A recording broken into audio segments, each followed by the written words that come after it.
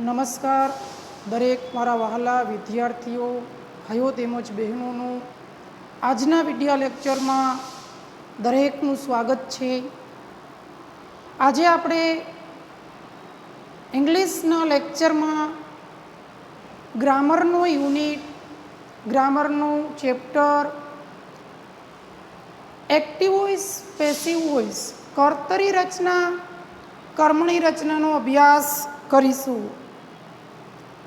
Active voice, passive voice પ્રકરણ chapter આપણને change the text એટલે કે પેરેગ્રાફ બદલો અંતર્ગત બોર્ડની એક્ઝામમાં પૂછવામાં આવે છે. એક્ટિવ વોઇસ કર્તરી રચના, પેસિવ વોઇસ કર્મણી રચના એ આપણી સ્ટાન્ડર્ડ 9th એટલે કે 9મા ધોરણથી સમજતા આવીએ છીએ. 9મા ધોરણમાં પણ એક્ટિવ વોઇસ, પેસિવ વોઇસ આવે છે. 10મા ધોરણમાં પણ એક્ટિવ વોઇસ, પેસિવ વોઇસ આવે છે. 11મા ધોરણમાં પણ એક્ટિવ વોઇસ, પેસિવ વોઇસ આવે. 12મા ધોરણમાં અને કોલેજમાં પણ આવે છે. બધા ધોરણમાં આમ તો એક્ટિવ વોઇસ, પેસિવ વોઇસ સરખું જ હોય છે, પણ એમના વાક્યો થોડા ડિફિકલ્ટ સ્ટાન્ડર્ડ વાઇઝ હોઈ શકે. તો આપણે આજે એક્ટિવ વોઇસ કર્તરી રચના અને પેસિવ વોઇસ કર્મણી રચના આમનો અભ્યાસ કરીશું. એટલે આના ઉપરથી આપણે એવું કહી શકીએ કે વોઇસ મુખ્યત્વે બે પ્રકારના છે. કેટલા? બે પ્રકારના, જે આપણે અહીંયા ચેપ્ટરમાં નામ લખેલું છે, જેને આપણે ચેન્જ ધ વોઇસ પણ કહી શકાય. તો એમાં એક એક્ટિવ વોઇસ એટલે કે કર્તરી રચના, એક્ટિવ વોઇસ એટલે કે કર્તરી રચના. Second passive voice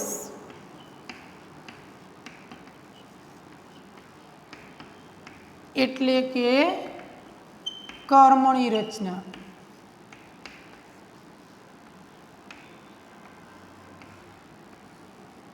active voice એટલે કે કર્તરી રચના અને પેસિવ વોઇસ એટલે કે કર્મણી રચના. ચેન્જ ધ વોઇસ અંતર્ગત તો કોઈ પણ વાક્ય, કોઈ પણ સેન્ટેન્સ, વાક્યને ઇંગ્લિશમાં આપણે સેન્ટેન્સ કહેવાય. તો કોઈ પણ વાક્ય હોય એ મુખ્યત્વે કાં તો એક્ટિવ વોઇસનું હોય અથવા તો પેસિવ વોઇસનું હોય. તો આપણને કેવી રીતે ખ્યાલ આવે, આપણે કેવી રીતે જાણી શકીએ કે આ વાક્ય એક્ટિવ વોઇસનું છે, આ વાક્ય પેસિવ વોઇસનું છે? સેકન્ડ, એક્ટિવ વોઇસનું વાક્ય હોય તો એને આપણે પેસિવ વોઇસમાં કેવી રીતે કન્વર્ટ કરી શકીએ, પેસિવ વોઇસમાંથી એક્ટિવ વોઇસમાં કેવી રીતે આપણે કન્વર્ટ કરી શકીએ, ટ્રાન્સફર કરી શકીએ અથવા તો ચેન્જ એટલે બદલાવી શકીએ. કોઈ જ પણ વાક્ય હોય તો એ વાક્ય એક્ટિવ વોઇસનું શા માટે છે, પેસિવ વોઇસનું શા માટે છે, આ આપણે સમજવું હોય અને શીખવું હોય તો આપણે એમના ચેપ્ટરમાં અભ્યાસ કરવો જોઈએ. તો ચાલો આપણે સૌપ્રથમ એક્ટિવ વોઇસ એટલે શું, વોટ ઇઝ એક્ટિવ વોઇસ અથવા તો એક્ટિવ વોઇસની વ્યાખ્યા આપણે શીખીએ, જેને વ્યાખ્યાને ઇંગ્લિશમાં આપણે ડેફિનેશન કહીએ છીએ.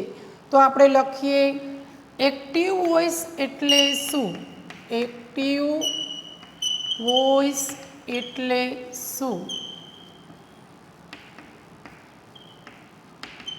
એક્ટિવ વોઇસ કોને કહેવાય? ગુજરાતીમાં આપણે એક્ટિવને કર્તરી અને વોઇસ એટલે રચના આવું કહીએ છીએ.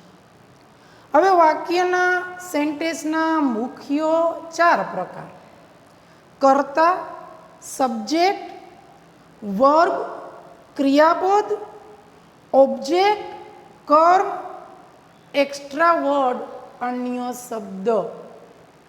वाक्यना मुख्य 4 प्रकार कर्ता, क्रियापद, कर्म અને અન્ય શબ્દ। ઇંગ્લિશ સંપૂર્ણ આ સેન્ટેન્સ અને આ 4 પાર્ટ પર આધારિત છે। તો કર્તા એટલે કે અહીંયા આપણને કીધેલું છે કર્તરી રચના। તો જે વાક્યમાં કર્તાનું મહત્વ હોય અથવા તો જે વાક્યની શરૂઆત કર્તાથી થતી હોય એવા વાક્યને આપણે ઇંગ્લિશમાં એક્ટિવ વોઇસ કહેવામાં આવે છે અને ગુજરાતીમાં કર્તરી રચના કહેવાય। એક્ટિવ વોઇસ એટલે શું? તો કે જે વાક્યની શરૂઆત ક્રિયા કરનાર શબ્દ, કર્તા એટલે શું? What is subject? કર્તા એટલે શું?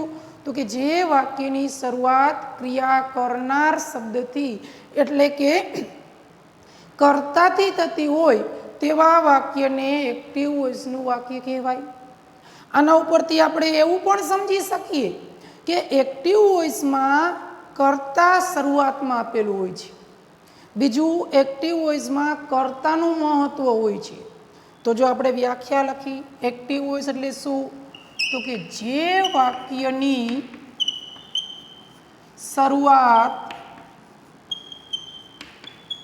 ક્રિયા કરનાર શબ્દથી એટલે કે કર્તાથી થતી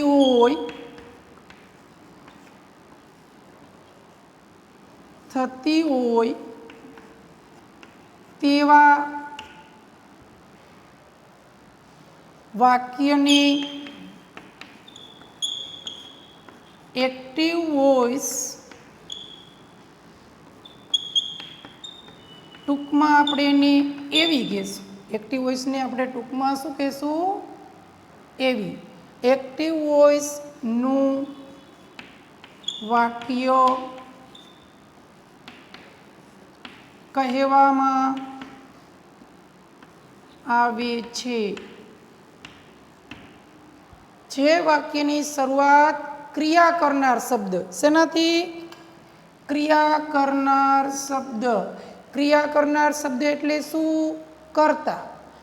એટલે કે જે વાક્યની શરૂઆત ક્રિયા કરનાર શબ્દ એટલે કે વાક્યમાં કર્તા આપેલું હોય તેવા વાક્યને એક્ટિવ વોઇસનું વાક્ય કહેવામાં આવે છે। એક્ઝામ્પલ તરીકે હું લખું છું, we play cricket daily. We play cricket daily, અમે દરરોજ ક્રિકેટ રમીએ છીએ। અમે દરરોજ ક્રિકેટ રમીએ છીએ। તો કોણ દરરોજ ક્રિકેટ રમે છે? અમે। તો એ વાક્યની શરૂઆત કર્તાથી થાય છે એટલા માટે એને આપણે એક્ટિવ વોઇસનું વાક્ય કહી શકીએ, એટલે કે ગુજરાતીમાં કર્તરી રચનાનું વાક્ય કહી શકીએ। ગુજરાતી ગ્રામરમાં પણ આપણે કર્તરી રચના અને કર્મણી રચના આવે છે, એ જ કર્તરી રચના અને કર્મણી રચના, એ જ એક્ટિવ વોઇસ અને પેસિવ વોઇસ આપણે અહીંયા શીખવાનું છે। એ જ એક્ટિવ વોઇસ અને પેસિવ વોઇસ આપણે અહીંયા શીખીએ છીએ। હવે આપણે જોઈએ કે પેસિવ વોઇસ એટલે શું? પેસિવ વોઇસ કોને કહેવાય? પેસિવ વોઇસ એટલે શું? પેસિવ વોઇસ એટલે શું? પેસિવ વોઇસ કોને કહેવાય? કર્મણી રચના કોને કહેવાય? તો અહીંયા આપણે શું જોયું કે જે વાક્યની શરૂઆત ક્રિયા કરનાર શબ્દ એટલે કે કર્તાથી થતી હોય તેવા વાક્યને એક્ટિવ વોઇસનું વાક્ય કહેવામાં આવે છે। તો પેસિવ વોઇસમાં એના જેવું જ। પેસિવ વોઇસનું ગુજરાતી શું છે?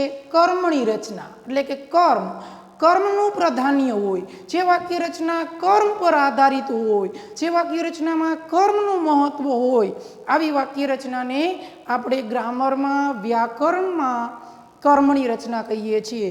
તો આ જ વ્યાખ્યાને આધારે આપણે લખી શકીએ કે જે વાક્યની શરૂઆત ક્રિયા ન કરનાર શબ્દો, અહીંયા શું છે? ક્રિયા કરનાર શબ્દો. હું શું બોલું છું? ક્રિયા ન કરનાર શબ્દો એટલે કે કર્મથી થતી હોય તેવા વાક્યને પેસિવ વોઇસનું વાક્ય કહેવાય. જો હું લખું છું, ધ્યાન આપશું આપણે. જે વાક્યની શરૂઆત ક્રિયા ન કરનાર શબ્દ એટલે કે કર્મથી થતી હોય તેવા વાક્યને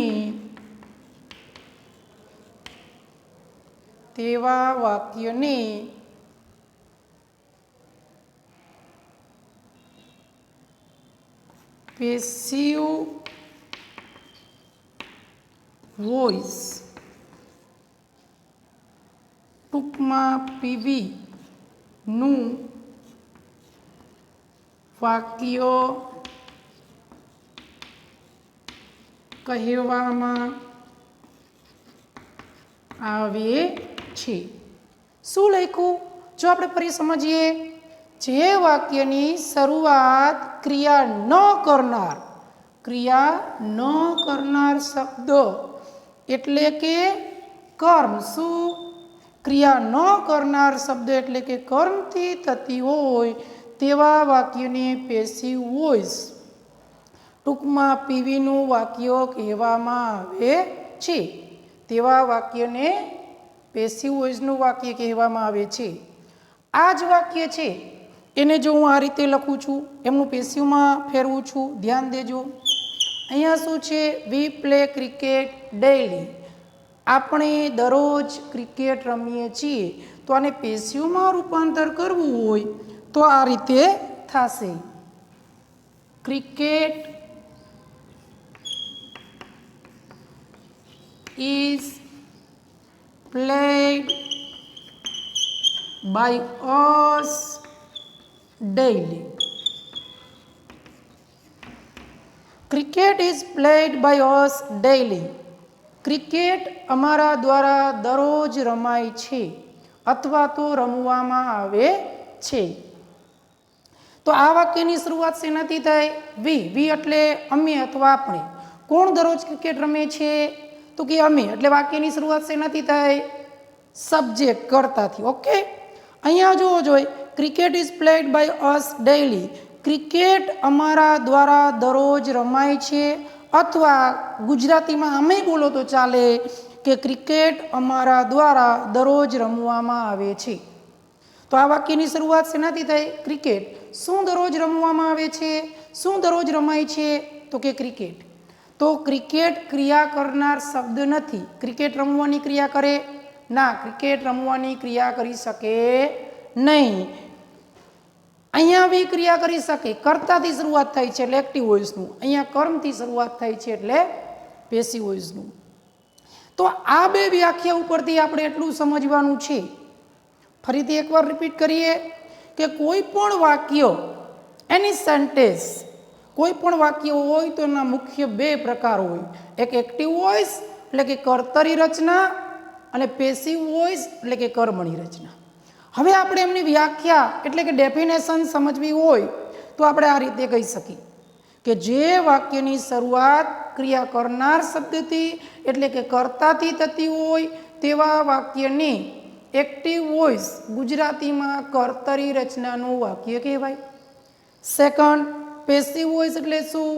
જે વાક્યની શરૂઆત ક્રિયા ન કરનાર શબ્દ એટલે કે કર્મથી થતી હોય તેવા વાક્યને પેસિવ વોઇસ, કર્મણી રચના, ટૂંકમાં પીવીનું વાક્ય કહેવામાં આવે છે. તેવા વાક્યને પીવીનું વાક્ય કહેવામાં આવે છે. અહીંયા વાક્યની અથવા તો વાક્યની. રેડી? તો આપણે એક્ટિવ વોઇસ, પેસિવ વોઇસ સમજ્યા. હવે એક બીજો પણ પ્રશ્ન થાય. આ તો આપણે વ્યાખ્યા સમજ્યા, એમની જે ડેફિનેશન છે એ સમજ્યા, પણ આપણે ઇંગ્લિશમાં ઝડપથી આપેલું વાક્ય એક્ટિવ વોઇસનું છે અથવા તો પેસિવ વોઇસનું છે એ ઓળખવું હોય તો આપણને કેમ ખ્યાલ આવે? આપણે કેવી રીતે કહી શકીએ કે આ વાક્ય એક્ટિવ વોઇસનું છે અથવા તો આ વાક્ય પેસિવ વોઇસનું છે? એવું આપણે ઝડપથી, સ્પીડીલી, ટૂંકમાં શોર્ટકટથી કેવી રીતે જાણી શકીએ? તો ચાલો આપણે એ જોઈએ કે એક્ટિવ વોઇસ કે પેસિવ વોઇસના વાક્યની સ્પીડીલી, ઝડપથી આપણને કેવી રીતે ખ્યાલ આવે?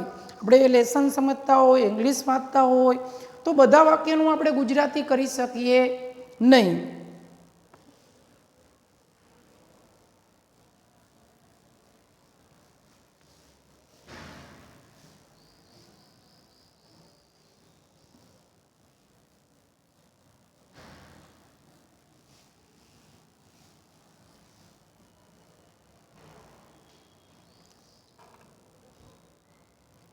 આપણે જોઈએ કે એક્ટિવ વોઇસ કે પેસિવ વોઇસના વાક્યની ઓળખ કેવી રીતે પડે. ટૂંકમાં આપણે એક્ટિવ વોઇસને હવે એવી કહેશું અને પેસિવ વોઇસને ટૂંકમાં પીવી કહેશું. તો અહીંયા લખું છું કે એવી અથવા પીવી એટલે કે પેસિવ વોઇસની ઓળખ કેવી રીતે પડે? ઓળખ કેવી રીતે પડે? એક્ટિવ વોઇસ કે પેસિવ વોઇસની ઓળખ કેવી રીતે પડે? મારે 10 મિનિટ જ છે, આપી દો તમારું રોલ હોય તો. એવી એક્ટિવ વોઇસ અથવા પેસિવ વોઇસની ઓળખ કેવી રીતે પડે? તો આપણે ક્યાંક સમજી ગયા હશું અથવા ક્યાંક શીખી ગયેલા હશું અથવા ક્યાંક આપણે સાંભળેલું હશે કે વાક્યમાં અથવા તો અંગ્રેજી ગ્રામરમાં ટુ બીના રૂપ, સહાયક ક્રિયાપદો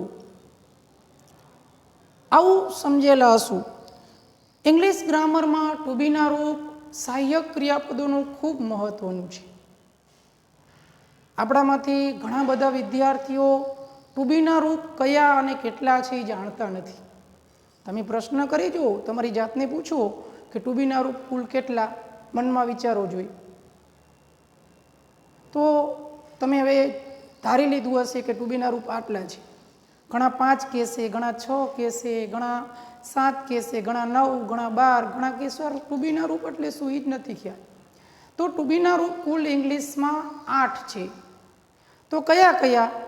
તો કે એમ, ઇઝ, આર. હા, તો અમે સર પ્રાથમિકમાં શીખી ગયા છીએ. એમ, ઇઝ, આર, વોઝ, વેર આપણે આ પ્રાથમિકમાં શીખી ગયેલા છીએ. એમ, ઇઝ, આર, વોઝ,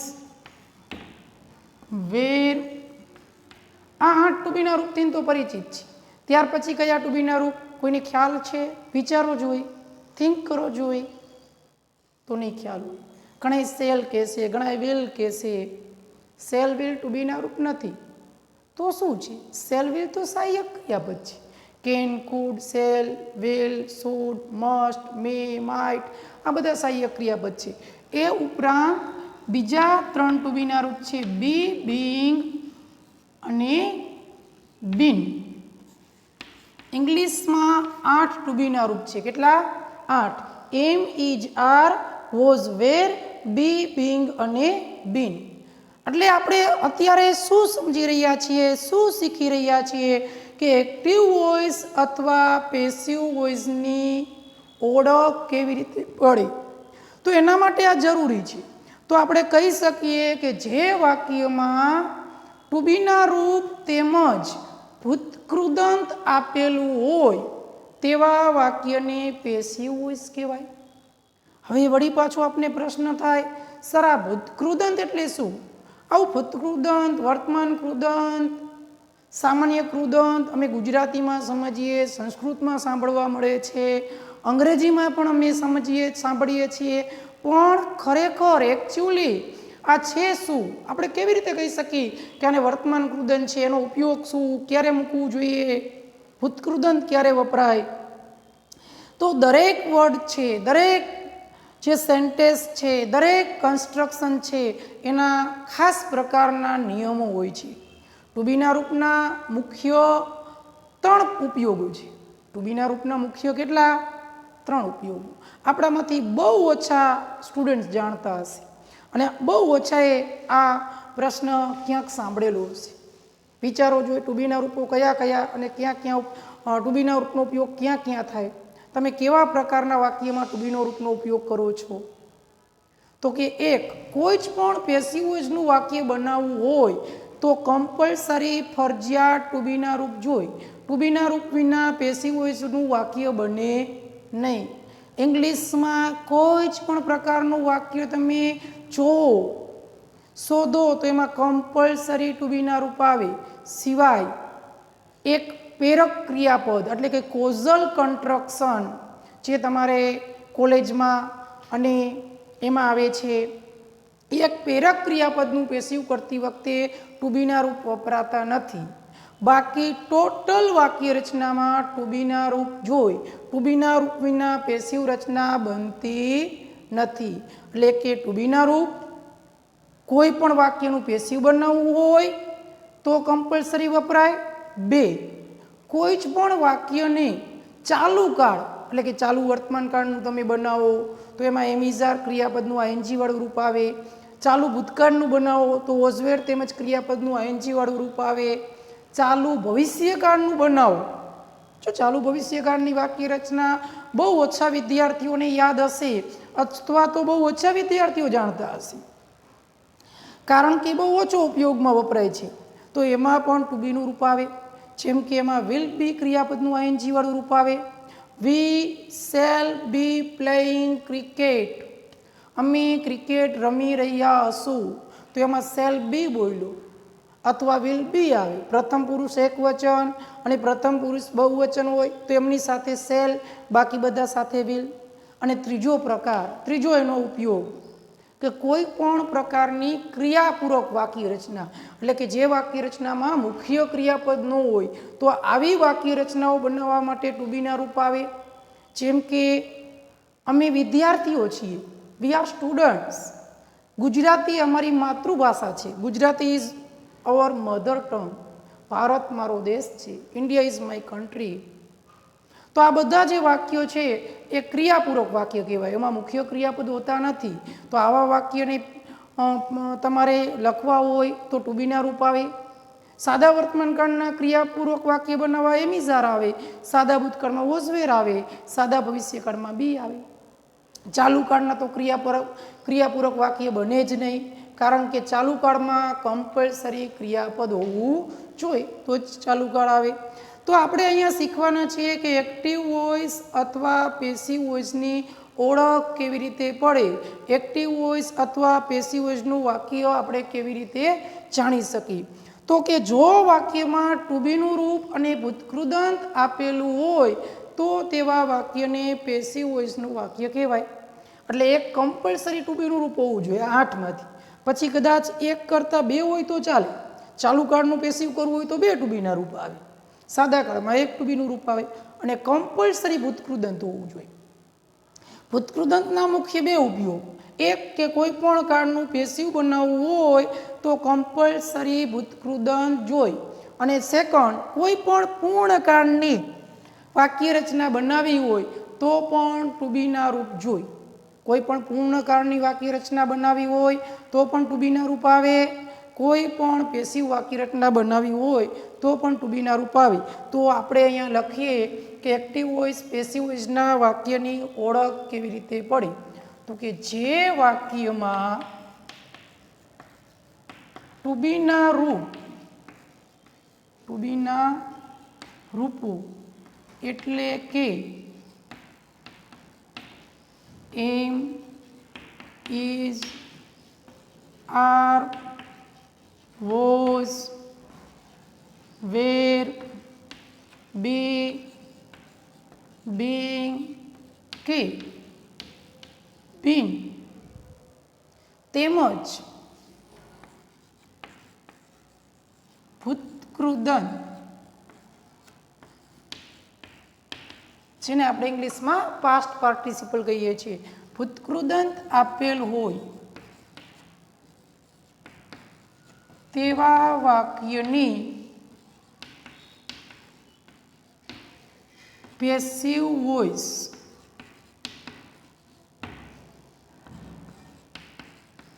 ટૂંકમાં પીવીનું વાક્ય કહેવામાં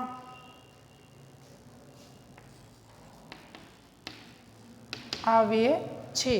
પેસિવ વોઇસ એટલે કે પીવીનું વાક્ય કહેવામાં આવે છે. શું લખવું? તો કે જે વાક્યમાં ટુ બીના રૂપ એટલે કે એમિઝા કમ્પલસરી 8માંથી કોઈ પણ એક હોવું જોઈએ અને ઉત્કૃદંત આપેલું હોય તો એવા વાક્યને પેસિવ વોઇસનું વાક્ય કહેવાય. જો વાક્યમાં માત્ર ઉત્કૃદંત આપેલું હોય તો એને પેસિવ વોઇસનું કહેવાય ના. માત્ર ટુ બીના રૂપ હોય અને ઉત્કૃદંત આપેલું ન હોય તો એને પેસિવ વોઇસનું કહેવાય ના. તો કેવા વાક્યને પેસિવ વોઇસનું કહેવાય? જે વાક્યમાં ટુ બીના રૂપ અને ઉત્કૃદંત આપેલું હોય આવા વાક્યને પેસિવ વોઇસનું વાક્ય કહેવાય. તો દરેક વિદ્યાર્થીઓ આ જે કંઈ મેં લખાવ્યું છે એ પોતાની નોટબુકમાં લખી લેશે, નોંધી લેશે અને તમારી પાસે જે પણ ઇંગ્લિશનું પાઠ્યપુસ્તક હોય, જે પણ ધોરણનું, એમાંથી કોઈ પણ એક લેસન લઈ તમે 10 એક્ટિવ વોઇસના વાક્ય શોધજો અને 10 પેસિવ વોઇસ. ઉત્કૃદંત આપેલું હોય એને તમારે પેસિવ વોઇસનું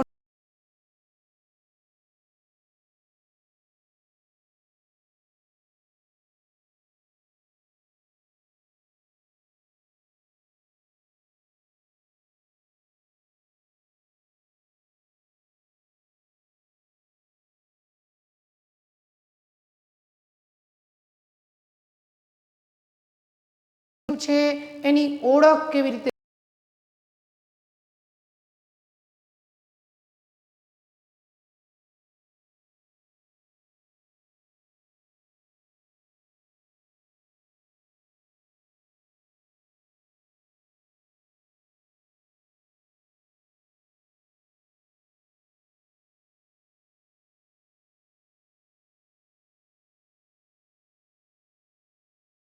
એટલા માટે એક્ટિવ વોઇસ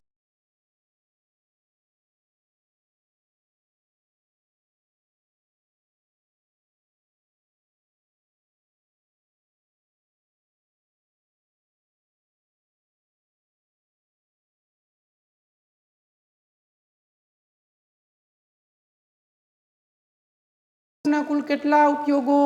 3. એ ઉપયોગ શીખા.